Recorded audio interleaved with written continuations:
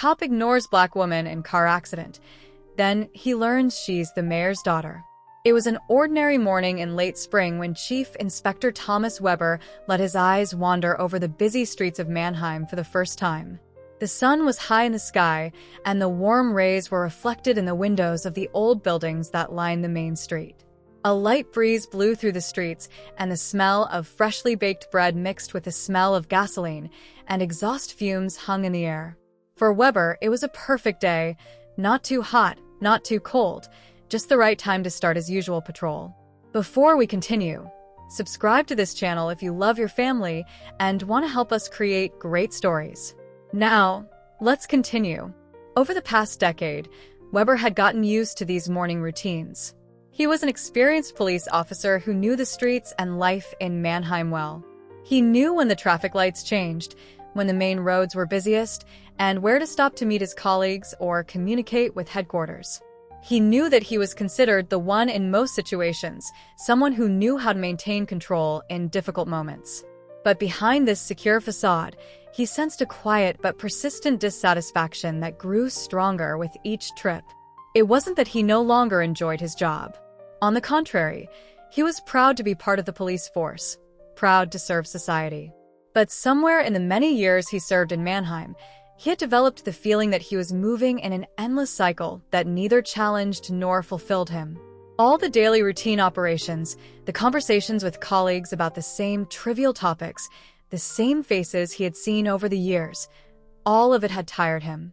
He felt like he was on a hamster wheel from which he couldn't escape. That morning he sat behind the wheel of his patrol car and thought about the duty ahead. There was nothing out of the ordinary on the agenda. A few traffic stops, a planned observation in a small area of the city that had recently seen an increase in drug deals, and a few smaller tasks, all following the same pattern. It was the usual service that didn't promise much excitement. But it was precisely this predictability that began to bother Weber. He felt like he was trapped in a system that just worked without questioning why or how. He was a cog in the wheel of a machine that kept turning, but with no real goal in mind. Weber was a man of rules and structures. That had always distinguished him, and it was the reason he had gotten so far in the police force. But recently, he often had the feeling that these structures restricted him more than gave him security. He remembered the time early in his career when he was full of idealism, when he truly believed he could make a difference if he worked hard enough. But now that idealism was gone, replaced by years of routine and cynicism, he began to question whether he was really making a difference or whether he was just part of a system that had little impact on the real problems in society. The conversations with his colleagues reflected this inner emptiness. It was the same exchange of jokes and banal comments about everyday life, the same reliable superficiality. Neither of them spoke anymore about the deep topics that had previously occupied their minds. No one asked anymore about the why of the profession or how they could truly impact society. It was easier not to look for the big questions. It was safer. And Weber, always known as the tough cop who had no time for doubt or self-reflection, also began to prefer this simple security. Less thinking, fewer questions. On and on, day after day. Weber realized that his life had taken a strange turn. He did enjoy the little joys in life, a cup of coffee in the morning, the occasional evening with friends, or his occasional weekend trips into the countryside. But the real great adventures that would have challenged and advanced him as a human being had long since disappeared. He felt as if he was slowly, but surely drifting into a kind of mental stagnation from which there was no escape. What he had valued as security and stability back then was now a heavy cloak that oppressed him. As he drove the patrol car through the streets of Mannheim, the minutes passed like hours. Traffic was heavy as usual, people rushing past him as he continued his monotonous task of driving clockwise through the streets, looking for any potential incidents. Sometimes he wondered if there was anything else he could do, something that meant more, something that made him feel truly alive. But these thoughts were always pushed aside by the demands of the job. And so he drove on, his eyes scanning the streets as if searching for something he couldn't yet name. Suddenly, there was a noise. It was barely noticeable, but Weber noticed it immediately. The squeaking sound of tires on asphalt. a car that suddenly went out of control and crashed into a parked car. The other road users stopped to examine the accident, but no one seemed to really know how to react. Weber, who always acted quickly and precisely, immediately switched to operational mode. Without thinking too much, he turned the steering wheel and drove in the direction of the accident.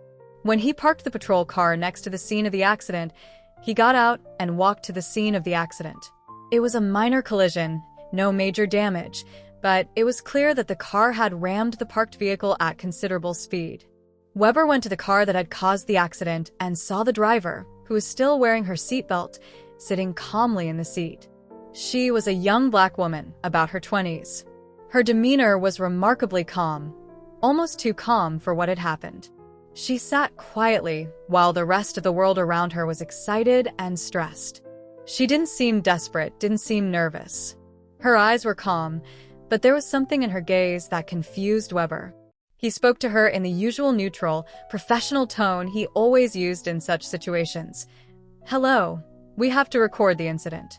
Are you okay?" But the woman answered in a tone that showed no resistance, but no urgency either. "Yes, I'm fine," she said simply. It was a brief exchange, but something about her presence gave Weber pause. Her calmness, which had something almost serious about it, irritated him. In the past, he was used to people being either nervous or excited after an accident. But this woman looked like she was just going through an everyday routine. Weber felt an uncomfortable feeling spreading through his chest. Maybe it was the way she was acting, or maybe it was the fact that he didn't know how to react to her. For a moment, he considered just dealing with the situation quickly and moving on, returning to his usual routine. But something inside him held him back, and so he waited, waiting for additional responders. He looked more closely at the woman, looking for clues that might explain her informality, but found nothing. Her clothing was simple but neat, her hair neat, without any noticeable features. She seemed like an ordinary young woman, and yet there was this strange distance that somehow unsettled him. Maybe it was just a phase, he thought. Maybe he just needed a little distance from recent events to see more clearly again. But this encounter didn't leave him alone. And as he looked at her, he couldn't help but wonder, who is this woman really? And what did she have to hide at that moment? It was one of those situations in which one's own perception is tested, a moment in which the usual meets the sharpness of the unexpected. For Chief Inspector Thomas Weber, this day was in many ways not like any other. Even though the accident was a small incident, a minor collision between two cars that resulted in no major damage or injuries, it triggered a chain of thoughts and feelings in him that went far beyond the normal scope of an ordinary police operation. Weber knew most people in Mannheim and was used to interacting with them, whether they were victims of a crime, witnesses, or mere passersby. Daily contact with a wide variety of people had given him a kind of routine in dealing with social interactions. He was quick to categorize people, to put them in boxes, often without being aware of the fact that he was doing so. But when he saw the young black woman in the damaged car, he felt a strange resistance, different from his usual sense of control. It wasn't that he had reacted immediately to any threat or danger. It was more a feeling of insecurity that enveloped him as he faced it. She sat calmly behind the wheel of the car and appeared to show no signs of nervousness or panic. Her demeanor was almost stoic, which surprised Weber given his years of experience as a police officer. Typically, accident victims, especially those who did not immediately realize the severity of their situation, were either tense or frightened. But this woman, Amina, as she later told him, was different. It was as if she viewed the accident with an almost philosophical calm, as if it was nothing more than a mere inconvenience to her. There was a kind of determination in her eyes that both irritated and fascinated Weber. It was the first time he had seen such a reaction from someone involved in the accident, and it made him think. Why didn't she react like everyone else? Why wasn't she frantic, not excited, but so, almost unfazed by what had just happened? Weber knew that he was dealing with a person who behaved differently than the average person, and this difference made him think. But how did he react to this difference? His first feeling was discomfort. It wasn't even the kind of discomfort he knew from criminals, the nervous, attempted overcompensation of fear. Rather, it was a kind of uncertainty that told him that he had to do more than just go through the usual list of questions. It was a reaction he couldn't quite control, one he didn't like to admit. He was used to dominating the situation with questions and instructions, with a set plan that kept everything under control. But here, in the presence of this woman, he felt unprepared. What did he expect from her? And what would that mean for the further development of the situation? "How are you feeling?" he finally asked to start the conversation, but the words seemed almost stiff and unnecessary. She sounded calm as she replied, "I'm fine, thank you." Her voice was pleasant but not effusive. She didn't even seem surprised when he stood at her window. It was as if she knew this was part of the process, as if she had experienced the entire process before. Weber was a little irritated and tried to organize his thoughts again. He had to remain professional, that was clear. So he asked her the usual things. "Do you have any injuries? Can I see your papers?" Her answer was quick and precise. "I'm fine, no injuries. And here are the papers." But it wasn't what she said that really bothered Weber. It was her attitude, her way of dealing with the whole situation. The calmness with which she handed him the documents, the matter-of-factness with which she passed on the information, all of this demonstrated a control that he did not find in most of his daily encounters with accident victims. Weber couldn't help but think about what kind of person she must be. Was she just someone who viewed life with a natural calmness? Or was she someone who had completely ignored the significance of such moments? Over the next few minutes, as he completed the formalities, he couldn't help but think about the way she presented herself to him. She wasn't nervous or desperate, but she wasn't dismissive or rude either. She was just there. And this being there seemed to become a kind of challenge for him. Something inside him wanted to know more, wanted to understand what was hidden behind that calm facade. His next thought was that of a simple but deeply rooted prejudice that continually unsettled him. Was she really someone who developed this kind of control in her life through her own strength, or was she the product of an environment that trained her to have it? Over the years, Weber had seen many people exercise self-control in such situations because they had to out of necessity for survival, or because they had known no other way to survive in their lives. Was Amina such a person? Or was she simply someone who gave in to this control of her own free will and without coercion? It was hard for Weber to free himself from these thoughts, but the moment was abruptly interrupted as he took a closer look at the car. He took in the damage to the car and saw that it was a minor but not harmless collision. The car that Amina was driving only slowly drifted off the road after the collision and crashed into a parked car. It was a small incident, but something inside him began to gnaw at him incessantly. Why was she involved in this accident? Was it a coincidence or a subtle, almost unconscious decision? As he reviewed her papers, he couldn't help but also consider the possible social implications. This woman wasn't like the usual suspects he encountered on his missions, the usual accident victims who were either simply unlucky or lost control of their vehicle. Amina was different. It wasn't just her calmness that set her apart from the others, it was also her demeanor. She was well-dressed, had a well-groomed appearance, and seemed like someone who did not come from an ordinary background. She was not like the people Weber usually met on his patrols, not like the working-class milieu he often encountered in many parts of the city. At that moment, as he looked through the papers, Weber tried to remember if he had ever heard of her. But the name Amina Kessler meant nothing to him. He knew that she didn't seem to be one of the usual suspects he knew. The woman didn't seem like someone who ran in the usual criminal circles. But he still had the feeling that there was more to this encounter than he saw at first glance. Was it just his own gaze, that quick, almost unconscious reflex to categorize people and fit them into preconceived stereotypes, that led him to see Amina as other? Or was there something else he just couldn't understand? It was this question that haunted him that day, and that preoccupied him for the rest of the incident. Thomas Weber was used to dealing with the usual problems of a big city: traffic violations, break-ins, thefts, and minor disputes. He had recorded many similar accidents in his long career, interviewed dozens of people, and never really doubted that he always knew how to handle every situation. But today's incident with Amina presented him with a challenge that he couldn't easily dismiss.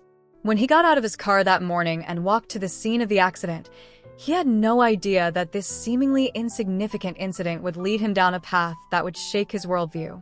Amina was calm, almost serene, and as he spoke to her, he began to think more and more that he was venturing into territory he didn't know how to enter. Weber noticed for the first time that the situation was different from all other accidents he had experienced up to that point when he took a closer look at Amina. Her posture was so confident, her eyes so determined, that it reminded him that sometimes people could hide much more than they showed. He was used to dealing with the visible pain and nervousness of victims, but this was different.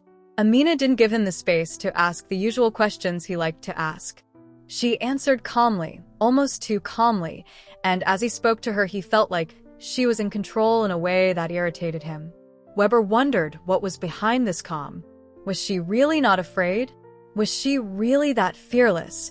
Or was it a mask she wore to protect herself? People who, in his view, hid something too well often appeared suspicious. Was she one of the many he had already encountered in his career?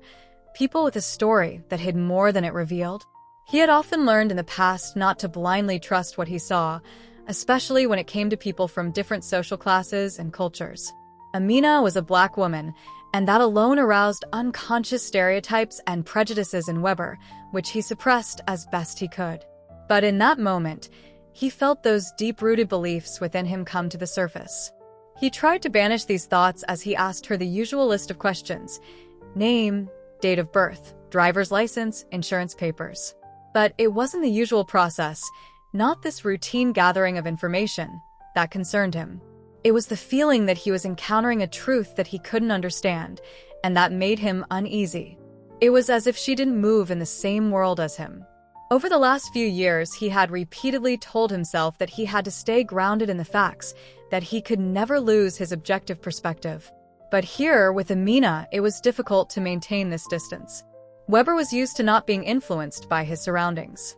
In his job, it was he who set the tone, who remained in control.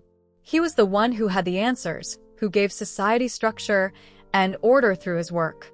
But now, in this conversation, he began to feel himself faltering. The calm look in Amina's eyes, the way she carried herself without fear and without haste, questioned everything he thought he knew. Was it really just a matter of training and routine?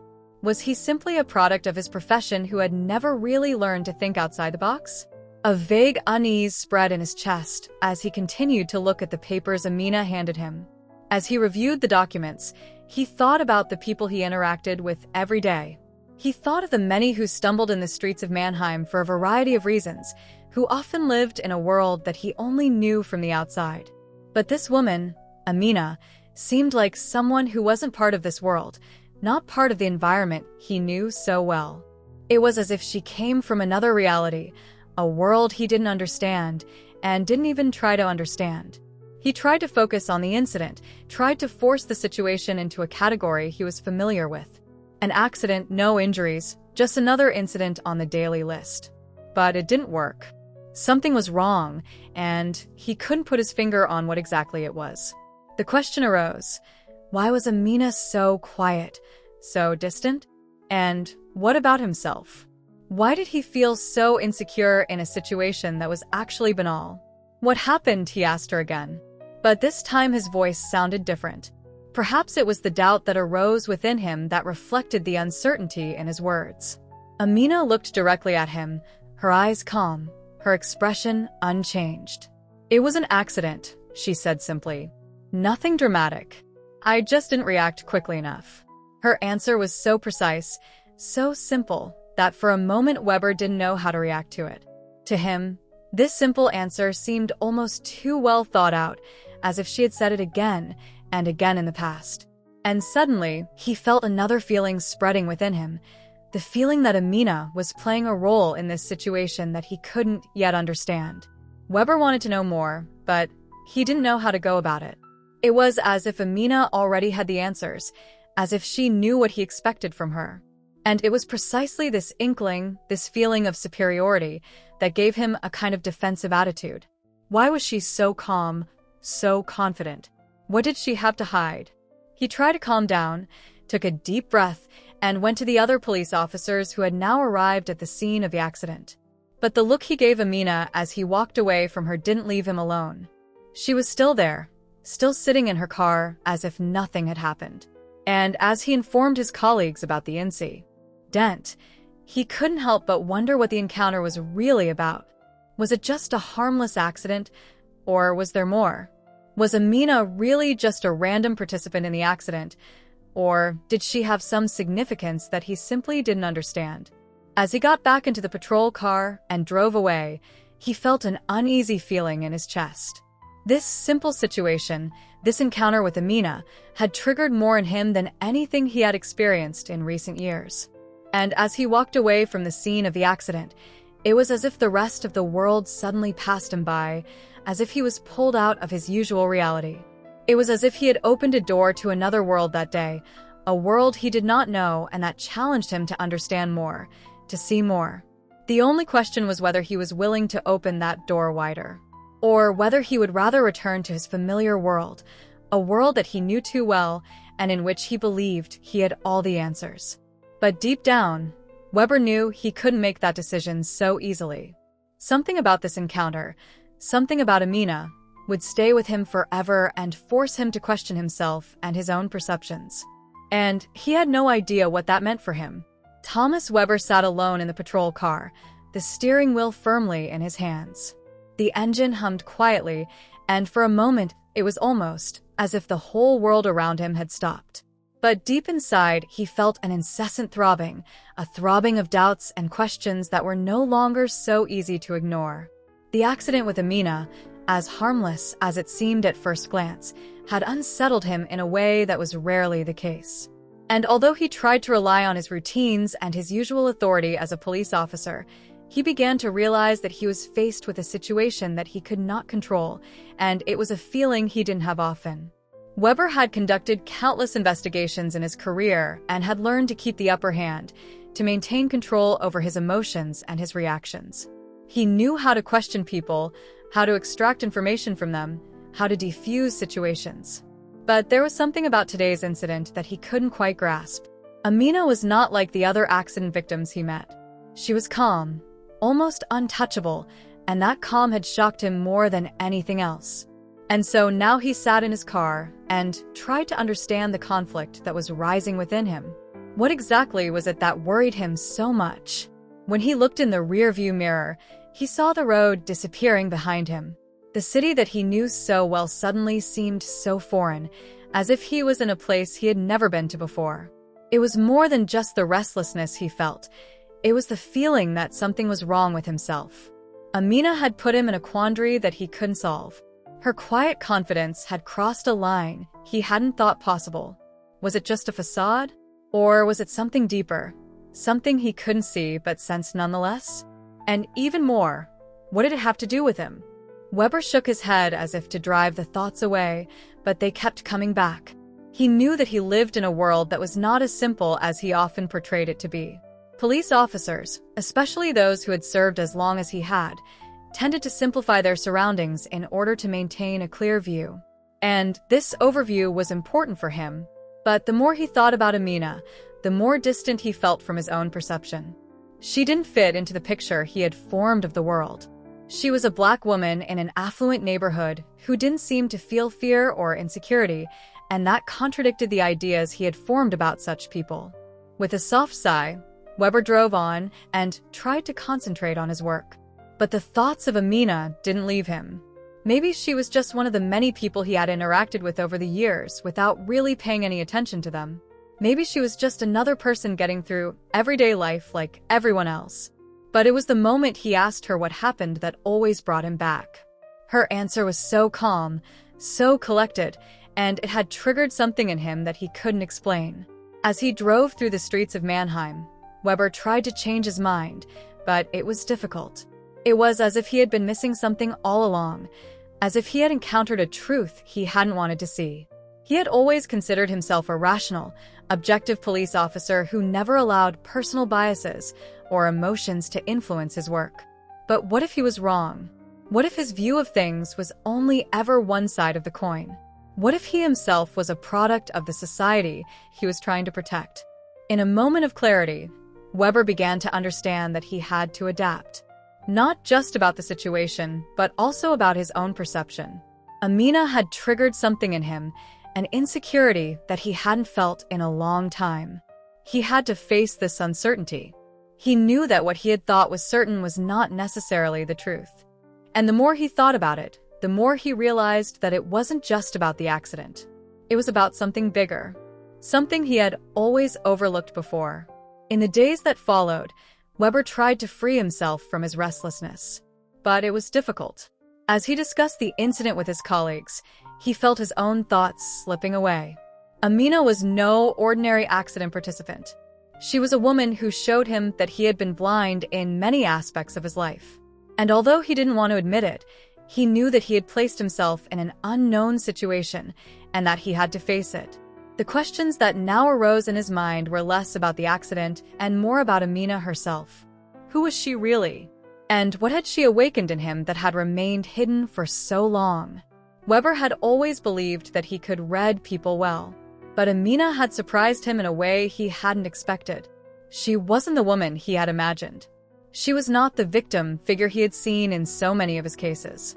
She was not a woman who fit into the category he had intended for her. She was more than that.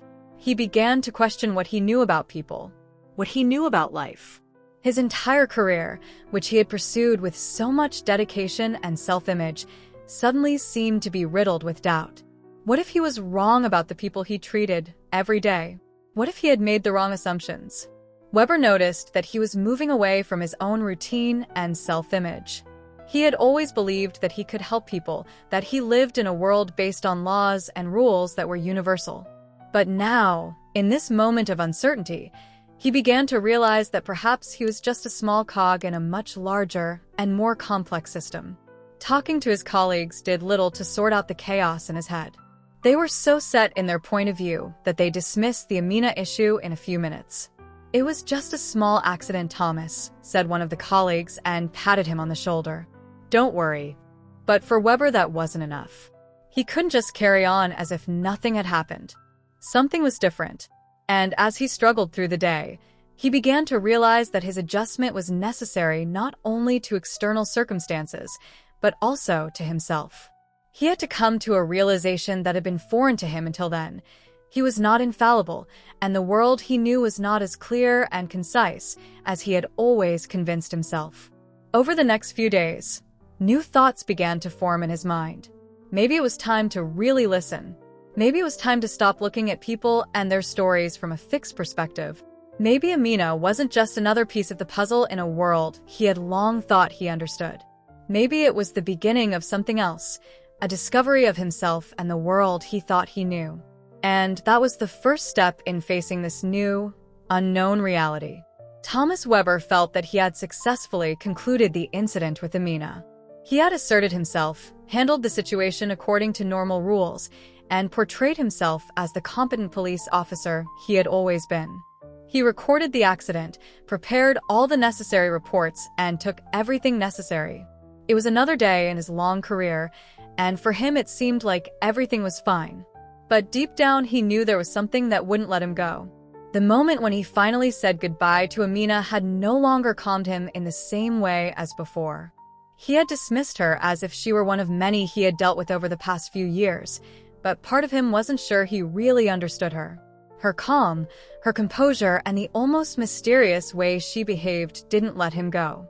This ambiguity grew with each passing day. He didn't want to convince himself that the incident meant anything else, but the more he thought about it, the more he was sure that Amina had stirred something in him that couldn't be easily ignored. In the days following the accident, Weber turned his thoughts to the things he could do to get back to his usual routine. He was proud of himself for being able to switch back to normal mode so quickly. He had done his job as expected of him, and he was confident that he had handled the situation in the best way. It was another day in the life of a police officer, and that's what mattered. But something about it felt strange. He couldn't really grasp it, but the restlessness remained. At the end of the workday, he got into his car, ready to drive the last few kilometers home. But as he drove through the streets, thoughts of Amina suddenly came back to him. Her eyes that were so calm and determined. Her attitude that made him feel like she knew more than him. This realization hit him with full force. Why had she seemed so far ahead of him? Why had he felt so insecure around her? Was he really the police officer he always thought he was? Or was he himself trapped in a world he didn't fully understand? It wasn't just the incident itself, but also what he had learned about himself during the conversation. In his encounter with Amina, he felt for the first time in many years that he was not in control. And that was the point at which his self-imposed order began to falter. He had always thought of himself as someone who had everything under control. But here, with Amina, it turned out that perhaps he didn't know everything he thought he knew. Despite this inner conflict, Weber tried to suppress the feeling of insecurity. He put his usual armor back on, that of professional distance. But in the days that followed, he found that he was no longer as confident in his routine as before. He did his job with the same efficiency as always, but there was always a question in the back of his mind about whether he was really doing the right thing. These doubts, which had manifested themselves after meeting Amina, never left him. In the meantime, life went on, and Weber tried to free himself from the impressions of the incident. But the pressure he put on himself grew. He felt he had achieved a victory over the accident, over what he considered his field of expertise. But this victory had a bitter aftertaste, because the more he looked into it, the more it became clear to him that this victory wasn't really a solution. It wasn't just Amina that was occupying his thoughts, but also the fact that he was starting to question himself. He thought about all the cases he had handled in his career and the way he had treated people. Did he really always do everything right? Or had he just done what was expected of him without ever asking the deeper questions? Was he really the police officer protecting society, or was he just a cog in the wheel of a world he never fully understood? The real moment of realization came when he was dealing with another incident. It was a routine theft, nothing special. But during the investigation, he came across a suspect who knew Amina. The suspect was a petty thief who had had several run-ins with the law in the past. But this time he was different. When Weber questioned the man, he remained strangely quiet, as if he knew more than he wanted to reveal. It was then that it hit him like a slap in the face. The man had connections to an important political family, a family that was closely linked to Amina. Weber began to realize that he hadn't just dealt with another random accident victim. Amina was caught up in a much larger story that he didn't fully understand. The suspect, who lived in the same neighborhood as Amina, was not the only one who had connections to her. The threads he had pulled began to intertwine. Amina wasn't just a random participant in an accident. She was a part of a larger game that he had never really seen. This moment was the turning point. The victory that Weber thought he had achieved was actually an illusion. The accident that had made him so safe was merely a symptom of a much larger problem. Amina wasn't the one he could fit into his world. She wasn't just another victim. She was a key figure in a much more complicated and opaque system. Weber felt the control he had held for so long increasingly slipping away.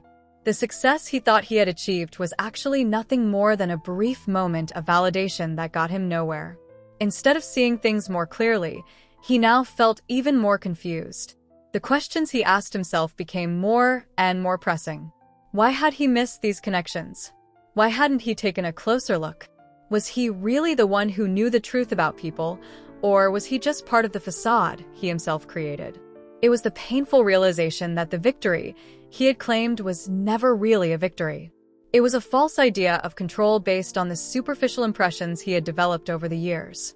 In truth, he was far from the clarity he so desperately desired.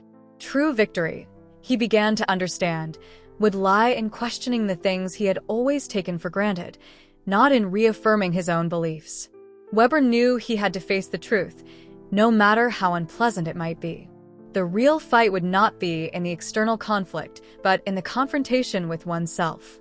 The false victory had been a moment of deception that had only given him the illusion of control. But now it was time to really see what lay behind the facades. Thomas Weber sat in his office, the light from the desk lamp flickering weakly and casting shadows on the walls while the city outside sank into the twilight. The day was over, but the thoughts that tormented him left him no peace.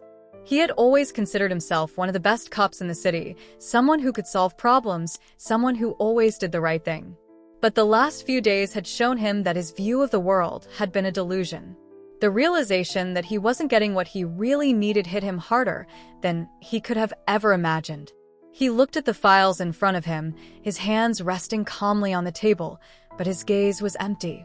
The accidents, the investigations, the interrogations, everything he'd ever done suddenly didn't seem to matter anymore. In the last few weeks, he had come from one realization to the next, each one more difficult than the last. It started with the Amina incident, and everything changed from there. He had always been a man who believed he was in control of life and people. But now, at this moment, he felt alienated from the world and from himself. What had he really achieved? Another case closed? Another mystery solved? No.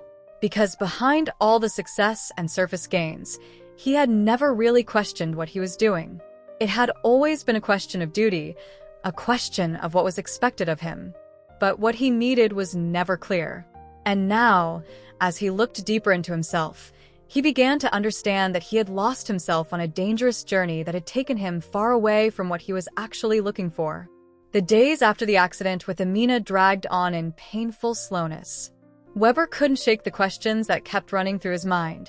What had Amina really shown him? Why did he feel like he wasn't who he thought he was in this encounter? It was as if he was looking into a mirror and someone else was looking back.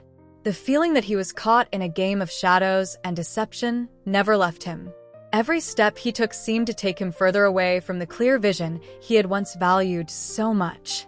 But the real blow came when he began to deal with the consequences of his own decisions. Amina was not the only piece of the puzzle in this complex picture. There were other things he had never considered, deeper connections that made the picture even more distorted. It was a moment of truth as he began to look beyond the accident and realize that his entire life had been woven into a web of lies and half-truths in which he never had the control he had always believed he had. Weber knew he had crossed the line. He had thrown away the independence and trust he had taken for granted for so long. He had gotten caught up in a game he didn't fully understand. The relationships and structures that he had never questioned began to seem like a tight web of revenge and misunderstanding. And the more he thought about it, the more he realized that he had asked the wrong person, and that in his entire career, he had never really asked anyone who challenged him. No one to make him question himself. His first reaction was anger. Anger at himself, at the world, at the people who had never told him the truth. For so long he had believed that he could control everything, that he always did the right thing, that he was always the one who knew what to do. But that wasn't true. He never asked the crucial questions. And now it was too late to ask these questions. Because the more he came to terms with the truth, the more he felt the gravity of the wrong decisions he had made. "You never really understood it, did you?" he whispered to himself. "You never really saw what was in front of your eyes." It was a bitter realization. The price he paid for his ignorance was high, and it was a price he could hardly bear now. The people he interacted with on a daily basis were not who he thought they were. The society he was trying to protect was not what he thought it was. And he wasn't the police officer he always thought he was. He began to understand that he was caught in a trap of his own making. In all these years, he had not given people the opportunity to challenge him. He had put them into categories, rated them, and assigned them their roles without really listening. And now, as he tried to free himself from these false beliefs, he found himself in a maze of lies, misunderstandings, and lost opportunities. He had done what he was told he should do, and what he considered success was nothing more than an illusion. The painful part of this realization was that he didn't even know where to go from here. He had always believed that he was in control of his life. But now he was forced to confront the fact that he had no control. He had never been in control. And accepting that was the hardest part. What did he really want? This question haunted him every free moment. He had never really thought about his own needs. He was always on the hunt for the next case, the next victory, the next step in his career. But what had he achieved? He had lost himself. He was the one who fell short of the expectations that others had of him, without ever really realizing what he himself wanted. And now, in this painful realization, he began to understand that he had never been truly happy. The prize wasn't just professional. The true cost was felt in his personal life. His family, his friends, his colleagues, they were all alienated from him. In his career, he had never found the time or space to truly care about the people he cared about. Instead, he had become entangled in a web of professional commitments and expectations that drew him further and further away from the world. And now, as he grappled with the question of what he really needed, he came to the painful realization that he had lost touch with the people around him. It wasn't just a professional loss, it was a loss of his own humanity. Weber knew he had to change, but he was also aware that this change would not be easy. It would come at a high price, perhaps the highest price he had ever paid. Because the realization that he had never really had control over his life and his perception of the world was not something he could easily leave behind. It was a slow and painful process of self-discovery that made him realize not only his own past, but also the many missed opportunities and the many people he hadn't really seen. It was a high price he had to pay, but perhaps it was the only price that could finally lead him to the truth. The question was whether he was willing to pay that price. And if so, what would he do next? It was a journey that was far from over. But Weber knew one thing now: the path he had chosen would lead him to himself, and to a truth he never thought possible. Thomas Weber didn't drive to his police station as usual that morning. It was a gray, overcast day, and the rain had increased overnight, leaving the streets wet and slippery. The oppressive weather seemed to reflect his mood, a feeling of heaviness that had accompanied him over the last few weeks, ever since he realized the true impact of his own decisions. He had thought a lot, analyzed a lot, and yet the day had come when he had to face the world that he had thought he understood for so long. He had changed, he knew that. But how exactly had he been changed? What would be different now? The realization that his previous way of life was characterized by superficialities and illusions had shocked him, and yet he could not free himself from it. Everything he did now seemed to be colored by this new truth. This truth that he had ignored for so long was now the lens through which he viewed the world. But was he really ready to live this new perspective? Or was he simply forced to accept her? When Weber entered the police station, he was greeted by the familiar coolness of the premises, the typical smell of paper, coffee, and light disinfectant. It was the place he had known for years. But today he came here with a different feeling. Everything he did in this environment suddenly seemed insignificant compared to what he had discovered in the last few weeks. The people around him greeted him as they always did, but something in his eyes made them pause. Maybe they didn't notice, but there was something new in his demeanor, a subtle change that couldn't be expressed in words, but was there nonetheless. He sat down at his desk, stared at the files in front of him, and a moment of silence fell over him. In the past, he would have been doing the next task, writing the next report, working on the next case at this moment. But now, with the weight of knowledge on his shoulders, he didn't know how to continue. What did these cases mean, these little dramas that played out in the city every day, when he now knew that the truth was often not what he had always imagined? What was really important? The cases he handled, the lives of the people he brought to justice, or something else? It was difficult for him to decide how he would face his new truth. On the one hand, he was a police officer, and the responsibilities that came with that job required a certain level of professionalism from him, including the superficial aspects of life. But on the other hand, he knew that he could no longer be the person who only looked for the truth in files and evidence. He knew he had to start seeing people as individuals, with all their fears, desires, and contradictions. But how would he implement that? The answer came faster than he thought. In the afternoon, his superior, an older inspector, entered the office. "Weber, I need you for a new case," he said briefly, and without much fanfare. "You know how it is, nothing big, but it has to be done. Another murder downtown. You should get a picture of it." Weber nodded and followed his superior to the police station responsible for the current case. The file was thick, but nothing Weber hadn't seen dozens of times before. A murder case. Nothing more than another puzzle for him to piece together. In the past, he would have jumped straight into the details, memorized every detail, and carried out the investigation with the precision of clockwork. But today he was different. As he examined the body and spoke to the witnesses, he suddenly realized that these people were not just figures in a case. They had lives, stories, and they had something to lose. The dead man, a small local businessman, was not an anonymous figure in a file. He had family, friends, dreams that would now forever remain unfulfilled. As Weber spoke with the relatives, it occurred to him that he had never actually seen them, not really. They were always just parts of a system, another element that he had to analyze to reach the end result. But now he felt the weight of this loss. These people were real. Her grief was real. And it was his turn to be more than just a cop. It was his turn to be a human being. It was a feeling Weber could no longer ignore. The case was a challenge, but it was also an opportunity to put into action the change he had undergone. For the past few weeks, he had distanced himself from the world as he tried to understand and master the system. But now it was time to see the world as it really was, with all its weaknesses, its insecurities, and the unsaid truths that lay hidden between the lines of reports and files. His investigation eventually led him to another surprising discovery. The murder was not a random crime, but the result of a desperate attempt to settle old scores. The perpetrator, a former employee of the victim, had been blinded by his own perspective of betrayal and disappointment and committed murder to seek revenge. However, the true background of the crime was much more complex than it initially seemed.